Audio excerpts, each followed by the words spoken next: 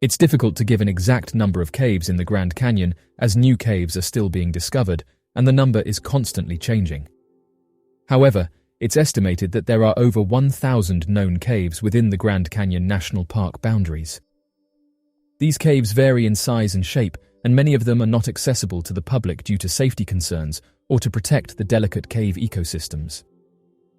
Various interesting discoveries are said to have been made at the bottom of the Grand Canyon. It's due to the vast, largely unexplored caves.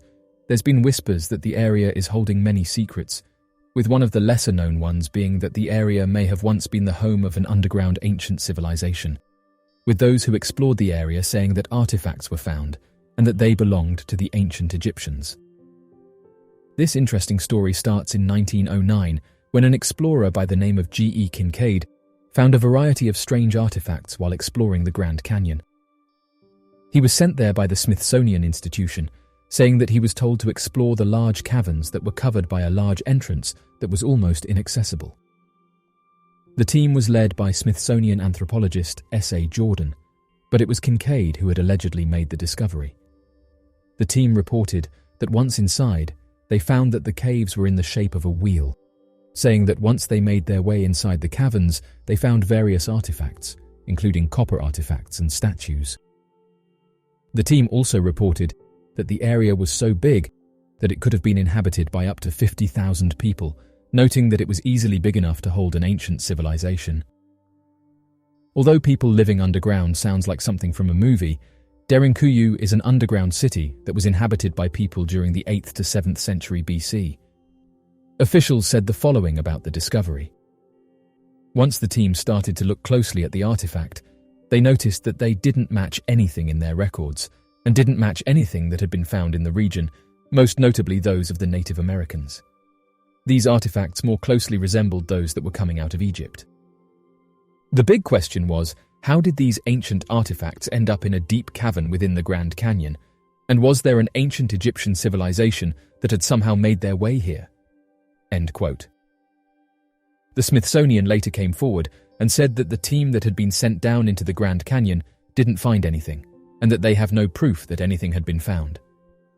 The only reply that the Smithsonian has given about the story is saying that they didn't find anything. As of right now, skeptics have said there is no credible evidence to suggest that there is an underground Egyptian city beneath the Grand Canyon. This is a common theory that has been circulating for decades, but there is no factual basis to support it. The mysterious photograph captured inside the Grand Caverns. There's been a number of interesting photographs that have been captured in national parks. One of these was taken in the Grand Caverns in 1895 by Orrin Jeffries. There's a limited amount of information on this photograph, but the story goes that amateur photographer Orrin Jeffries was exploring an unmapped section of Grand Cavern, something that few people have done due to stories of disappearances and encountering mysterious creatures. The caverns he was exploring were located in southwestern Virginia, and in recent years there's been a variety of theories that have been put forward that suggest the caverns aren't just caverns, but could be home to underground networks. In fact, this has been backed up in recent years by hikers who have said that they discovered underground networks while exploring the area. Orrin Jeffries made his way into one of the caverns, and due to not being able to see anything, decided to conduct a photographic experiment where he would point his camera out into the darkness and take a long exposure shot. For those unaware, a long exposure technique takes advantage of slow shutter speeds, which in turn allows the user to capture the motion of a moving element or more light from a night scene. During one of these sessions, he heard something moving deep in the cave, and due to him being alone and worried, he decided to set off one of the flashes in order to see what it was. After he left the cavern, he developed the photograph and could see that he had captured what appeared to be 3 humanoid-like creatures.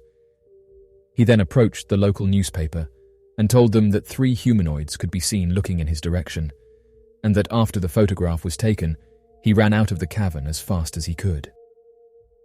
Interestingly, when researchers later enhanced the photo, they detailed that they could see one of the creatures raising its arm, with some suggesting that the humanoid may have had something in its hand like a rock, and that had Orrin stayed just a few more moments, he may have been attacked by the creature.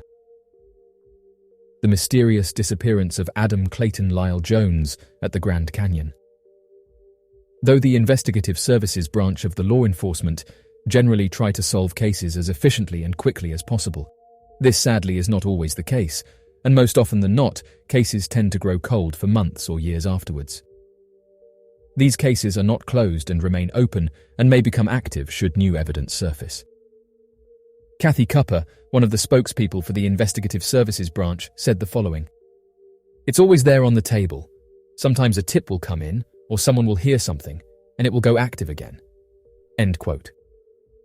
Adam Clayton Lyle Jones is one of the unfortunate missing individuals whose case has grown cold. Jones went missing on the 31st of March back in 2011 and has not yet been found. The man, who was only 23 at the time of his disappearance and would now be 33 years old, was last said to have been last seen by his family in the Gulf Breeze in Florida. His family claim he left home early in the afternoon in a blue Oldsmobile Delta 88, and that the only personal possession he took with him was his laptop, no other notable belongings. Little did Jones's family realize that would be the last time they would ever get to see him again. It took until the 5th of May 2011 for a park ranger to acknowledge the abandoned Delta 88 car parked at the South Rim Center of the Grand Canyon National Park.